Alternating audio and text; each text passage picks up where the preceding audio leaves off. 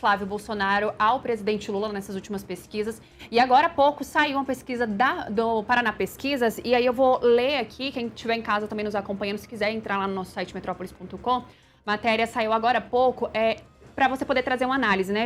A gente pegou 2 recortes, um sobre o presidente Lula e Flávio Bolsonaro estarem empatados no primeiro e no segundo turno. E o outro recorte que a gente vai ler também, eu vou pedir para você comentar, é sobre a avaliação do governo Lula, porque isso também diz muito, né, sobre como deve se dar esses próximos meses aí voltados para a eleição. Então vamos lá, a matéria da Giovana Alves, ela traz pra gente que o presidente Lula e o senador Flávio Bolsonaro, eles têm empate técnico nos cenários de primeiro e segundo turnos, segundo a pesquisa que foi divulgada pelo Instituto Paraná Pesquisa nesta segunda-feira. No cenário de primeiro turno, Lula aparece com 41,3% das intenções de voto, enquanto Flávio tem 37,8%, configurando um empate técnico, já que a margem de erro é de 2,2 pontos percentuais. O governador de Goiás, Ronaldo Caiado, ele ficaria com 3,6% dos votos, seguido pelo ex-governador de Minas Gerais, Romeu Zema, com 3%. Aí tem o gráfico que a gente traz a matéria. Também tem aí o outro recorte, que é o Flávio, ele aparece numericamente à frente de Lula no cenário de segundo turno, em um confronto direto com o presidente Lula. De acordo com o levantamento, Flávio tem 45,2% e Lula 44,1%, contando com a margem de erro de 2,2 pontos percentuais. Os dois seriam, então, um empate técnico neste cenário. No comparativo entre os dois pré-candidatos, Lula apresentou um aumento de 0,3% nas intenções de voto. No comparativo com o levantamento divulgado pelo mesmo instituto em fevereiro de 2026, o petista subiu 43,8% para 44,1%. Já o senador Flávio Bolsonaro cresceu 0,8%, passando de 44,4% para 45,2% na mesma comparação. A gente vai trazer só os dados da pesquisa, que para o levantamento foram entrevistados 2.080 eleitores entre 25 e 28 de março, por meio de entrevistas pessoais e domiciliares. A margem de erro é de 2,2 pontos percentuais, para mais ou para menos, com intervalo de confiança de 95%.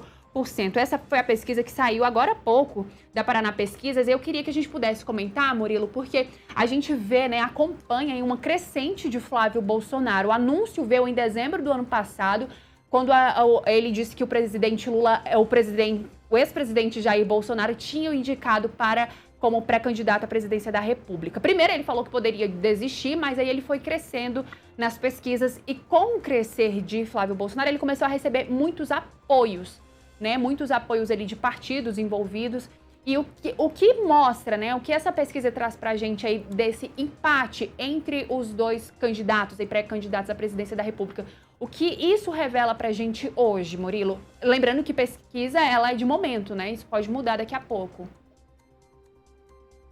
Bem lembrado, Marília. É a fotografia do momento, mas tudo leva a crer, conforme os números agora do Paraná Pesquisas, de que o cenário se consolida cada vez mais em uma disputa binária entre o lulismo e o bolsonarismo, com pouquíssimo espaço para uma terceira via, para uma candidatura alternativa, né? Em 2014, na eleição que tivemos Aécio Neves e Dilma Rousseff, a terceira via era Marina Silva. Ela chegou a pontuar 21%. Em 2018, Ciro Gomes, como terceira via, marcou 12%.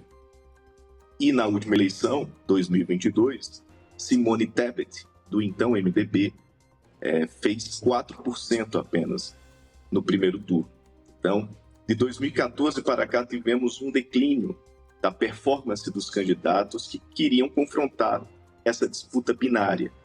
E tudo indica, conforme a fotografia agora do Paraná Pesquisas, essa consolidação de disputa entre Lula e o herdeiro político de Bolsonaro, o seu filho Flávio Bolsonaro. Um fato que chama a atenção, Marília, é que essa é mais uma pesquisa que mostra o candidato do PL numericamente à frente de Lula no segundo turno, né? O que acende um sinal amarelo para Lula. Certamente esse cenário vai acelerar a campanha do PT uma campanha mais agressiva para tentar aumentar a taxa de rejeição de Flávio Bolsonaro, que, repito, até agora fez uma campanha muito disciplinada, muito focalizada na construção de alianças regionais em torno de sua pré-candidatura, como ele articulou no Paraná a candidatura do Sérgio Moro, filiando inclusive o senador ao PL. Ele tem feito uma peregrinação pelo Nordeste, por exemplo, que é uma região que nos últimos 20 anos entregou muito de votos ao PT, mas que tudo indica que essa eleição tende a caminhar um pouco mais ao centro, né? Diminuindo aquela vantagem enorme do PT que sempre teve na região. Então, por esse verniz mais moderado, com essa jovialidade, Flávio Bolsonaro acabou ultrapassando, e a Paraná Pesquisas mostra isso, ele ultrapassa as fronteiras do bolsonarismo e consegue agora ter penetração no voto antipetista como um todo, que é maior do que o bolsonarismo, e também entre os eleitores independentes, aqueles que não se identificam com nenhum polo político. Então, todo esse ambiente hoje no Brasil, que eu falo como se fosse uma tempestade perfeita eleitoral, que você reúne 3 temas que ajudam a desgastar quem está no poder. Primeiro, violência, né? A insegurança. Segundo, corrupção. E terceiro, a carestia, né? Todo esse conflito no Oriente Médio pode alimentar a inflação de combustíveis e alimentos. E isso, em um ano eleitoral, é uma péssima notícia para quem disputa a reeleição, porque todo esse rescaldo de avaliação negativa acaba caindo no colo do governo, né, favorecendo candidaturas oposicionistas.